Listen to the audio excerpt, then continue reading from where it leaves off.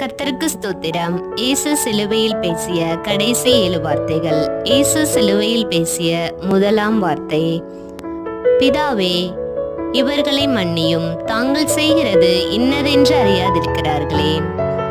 இயேசு சிலுவையில் பேசிய இரண்டாவது வார்த்தை, இன்றைக்கு நீ என்னோடு கூட பரதேசியில் இருப்பாய். இயேசு சிலுவையில் பேசிய மூன்றாவது வார்த்தை, ஸ்திரீயை நோக்கி அதோ உன் மகன், சீஷனை நோக்கி அதோ உன் தாய். இயேசு சிலுவையில் பேசிய நான்காம் வார்த்தை, என் தேவனே, ஏன் என்னை கைவிட்டீர். இயேசு சிலுவையில் பேசிய ஐந்தாவது வார்த்தை, தாகமாயிருக்கிறேன்.